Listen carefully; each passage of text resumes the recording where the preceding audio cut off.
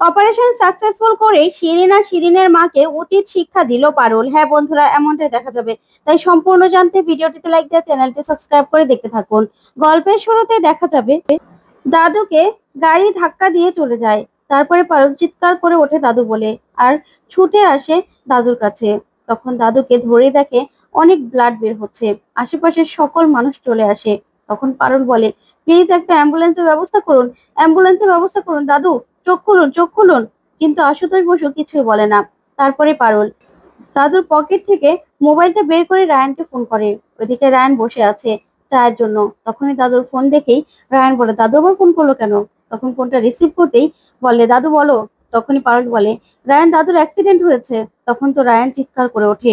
অন্যদিকে দেখা যাবে সেই গাড়িওয়ালা ফোন করে শিরিনের মাকে খবর দেয় যে কাজ একদম ঠিকঠাক মতো হয়ে গেছে। তখন তো শিরিন আর শিরিনের মা খুশি হয়ে যায়। তারপরেই শিরিনের মা শিরিনকে বলে, শিরিন, এবার তো পারুলের শক্তি আমরা শেষ করে দিয়েছি। এবার যাও, রায়ানের পাশে দাঁড়াতে হবে তোমাকে, রায়ানের পরিবারের পাশে দাঁড়াতে হবে। কান্নাকাটি করার জন্য তো একজন লোক লাগবে, তাই না? যাও, তুমি যাও, সিম্পেথি দেখাও। তারপরে যখন আশুতোষ বসু একদম শেষ হয়ে যাবে, তারপরে আমি ওর পরিবারের পাশে গিয়ে দাঁড়াবো।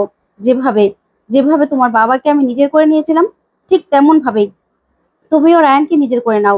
রায়ানের মা তো তোমার ব্যাপারে আছেই, আর বাকিটা আমি দেখে নেব। তুমি কোনো চিন্তা করো না। এখন যাও তুমি, ঠিক আছে? দরকার হলে ওই পারুলকে আমি দুনিয়া থেকে সরিয়ে দেব। তখন শিরিন বলে, ঠিক আছে মম, ঠিক আছে। এই বলে সেখান থেকে বেরিয়ে পড়ে।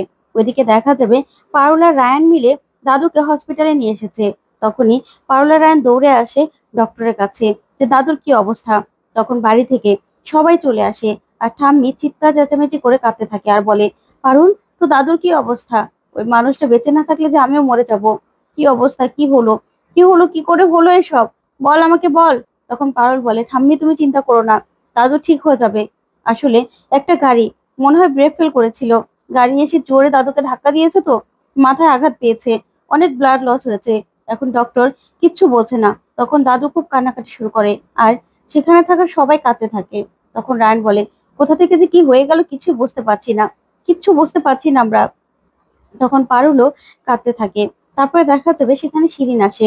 এসেই বলে, রায়ান, এত বড় একটা খবর শুনে আমি আর থাকতে পারলাম না, চলে আসলাম। চিন্তা করিস না, দাদুর শরীর কেমন এখন? তখনই পারুলের সন্দেহ হয় আর বলে, শিরিন, তুই জানলি কি করে দাদুর এই অবস্থা? তখন শিরিন বলে, পারুল, এই সময়েও তুই আমাকে কথা শোনাবি? দেখ, এত বড় একটা বিপদ হয়েছে আর আমি জানতে পারবো না? আমি আসবো না? তারপরেই শিরিন বলে, রায়ান তুই চিন্তা করিস না, আমি আছি তো, আমি তোর পাশে আছি। দাদুর কিচ্ছু হবে না। আমরা সম্পূর্ণ চেষ্টা করব দাদু যেন সুস্থ হয়ে যায়। তারপরেই শিরিন গিয়ে রায়ানের মাকে বলে, আন্টি, চিন্তা করবেন না আপনি, দাদু দাদু একদম সুস্থ হয়ে যাবে, সব ঠিক হয়ে যাবে। তখনই শিরিন পারুল আর রায়ানকে বলে, আচ্ছা, যে গাড়ি ধাক্কা দিয়েছে সেই গাড়ি কি ধরতে পেরেছিলে, দেখেছো? তখন পারুল বলে, না, আসলে দাদুর এই অবস্থা, টেনশনে সেটা মাথায় ছিল না। কিন্তু এলাকার লোকজন হয়তোবা সেই গাড়িটাকে ধরার চেষ্টা করছে বা পুলিশে কমপ্লেন করেছে। তখনই শিরিন মনে মনে বলে, যাক, এই দিক থেকে নিশ্চিন্ত হয়ে গেছে, গাড়িওয়ালাকে তো ধরতে পারিনি। তারপরে দেখা যাবে সেখানে পুলিশ চলে আসে। এসেই বলে, একটু আগে যে একটা অ্যাক্সিডেন্ট হয়েছে, সেই অ্যাক্সিডেন্টের হওয়ার পেশেন্টের বাড়ির লোক আপনারা? তখনই রায়ান সহ সবাই বলে, হ্যাঁ আমরা। কেন অফিসার?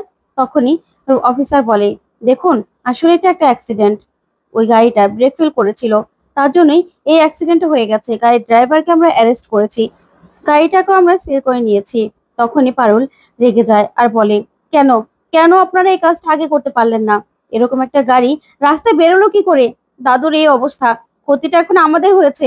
এবার যা ক্ষতি হওয়া তো হয়েই গেছে, এবার ড্রাইভারকে ধরলে কি হবে, না ধরলে কি হবে অফিসার? তখনই রায়ান বলে, পারুল, নিজেকে সামলা। তখন সবাই মিলে পারুলকে বোঝায় আর বলে, নিজেকে সামলাও। তখন রায়ানের মা বলে, এমনিতে বাবার এই অবস্থা, এর মধ্যে আবার তোমার ঝামেলা না করলে চলছে না, না? সব বিষয়ে ঝামেলা করতে হবে। তখনই পারুল কিছুই বলে না। ওইদিকে শিরিন প্রচন্ড ভয় পেয়ে যায় আর মনে মনে বলে, এই রে, ড্রাইভারকে ধরে ফেলেছে। ড্রাইভার আবার চাপে পড়ে সবটা বলে দেবে না তো? তাহলে তো আমি আর মম ফেসে যাব। কি করব এখন? তারপর দেখা যাবে ডক্টর আসে। এসেই বলে, রোগীর বাড়ির লোককে? তখন রায়ান, পারুল সবাই এগিয়ে যায় আর বলে, দাদুর অবস্থা কি? তখন ডক্টর বলে, দেখুন, খুবই ক্রিটিক্যাল অবস্থা। তারপরেও আপনারা ভগবানের কাছে প্রে করতে থাকুন, এখনো জ্ঞান ফিরেনি রোগীর, কোনো কিছু আমরা বলতে পারছি না। তখন তো রায়ান, পারুল খুব চিন্তা করে। তখন ঠাম্মি ঠাম্মি বলে, পারুল, পারুল দিদি, বল না, তো দাদুর কিছু হয়নি তো? আমাকে বল না, তো দাদু না থাকলে আমি কি করব? আমি কি করে বেঁচে থাকবো? এই বলে চিৎকার করে কাঁদতে গিয়ে ঠাম্মি জ্ঞান হারিয়ে ফেলে। তখন ঠাম্মিকে সবাই ধরে নেয় আর বলে, ঠাম্মি, ঠাম্মি ওঠো। তারপরে জল ছিটাতেই ঠাম্মির আবার জ্ঞান ফিরে আসে আর বলে, তো দাদু, তো দাদুর এখন কি অবস্থা? আমার সুখে দুঃখে কথা বলার যে একটা মানুষও থাকবে না। পারুল দিদি, বল না, তো দাদুর কিছু হবে না তো? বল না। তখন পারুল বলে, না ঠাম্মি, দাদুর কিচ্ছু হবে না, তুমি একদম চিন্তা করো না, দাদুর কিচ্ছু হবে না, আমরা সবাই আছি তো, দাদু একদম সুস্থ হয়ে যাবে, তুমি দেখো। আর বাবা ভুবনেশ্বর এত বড় ক্ষতি আমাদের হতে দেবে না, হতে দেবে না আমাদের এত বড় ক্ষতি। তারপরে দেখা যাবে সবাই মিলে খুব কান্নাকাটি করে আর চিন্তা করতে থাকে। তারপরে দেখা যাবে রায়ানের কাকিমণি বলে, আমরা তো এরকমটা চাইনি, বাবার এরকমটা হয়ে যাক কখনোই চাইনি। তখন ঠাম্মি বলে, তুমি ঠিক করে দাও, মানুষটাকে সুস্থ করে দাও, এই মানুষটা ছাড়া যে আমাদের কেউ নেই। তখন রায়ানের মা বলে, না না, বাবা আমাদের শাসন করতো ঠিক আছে, কিন্তু বাবা না থাকলে আমাদের পরিবারটা যে পুরো শেষ হয়ে যাবে, আমরা তো এরকমটা চাইনি। তখনই সবাই এক এক করে দাদুর কথা ভাবতে থাকে। তখন রায়ন মনে মনে বলে, ঠাকুর তুমি দাদুকে সুস্থ করে দাও। এই মানুষটা যতই রাগারাগি করুক, মানুষটার উপর যতই রাগ করি না কেন, এই মানুষটাই যে আমাদের সবকিছু। দাদু তুমি আবার উঠে পড়ো, উঠে পড়ো তুমি, তোমার সেই রাগ, জেদ আবার দেখতে চাই আমি, আবার দেখতে চাই। তোমাকে ছাড়া যে আমরা থাকতে পারবো না দাদু। ওইদিকে পারুল মনে মনে বলে, তুমি ঠিক করে দাও ঠাকুর, এই মানুষটাই যে আমার গার্জিয়ান, আমার একমাত্র গার্জিয়ান আমার দাদু। এই মানুষটাকে তুমি আমার কাছ থেকে কেড়ে নিও না, কেড়ে নিও না তুমি। তারপরে দেখা যাবে ডক্টর আসে আর এসে বলে, রোগীর বাইরের লোক কে আছেন? তখনই সবাই মিলে আবারও ডক্টরকে ধরে আর বলে, ডক্টর কি অবস্থা এখন? দাদু ঠিক আছে তো?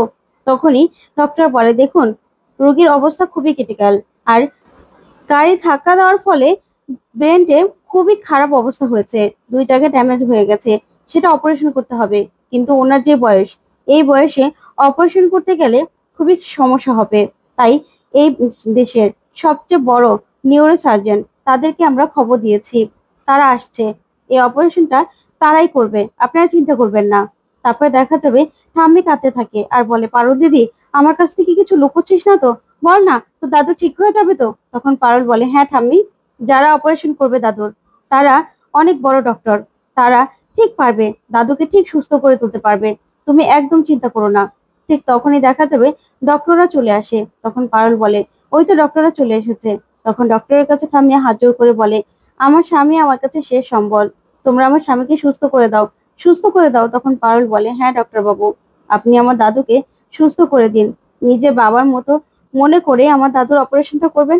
তখন ডক্টররা বলে, দেখুন আপনারা একদম চিন্তা করবেন না, আমরা আমাদের বেস্ট দিয়ে ট্রাই করব, চিন্তা করবেন না আপনারা। এই বলে ডক্টররা ভিতরে চলে যায়।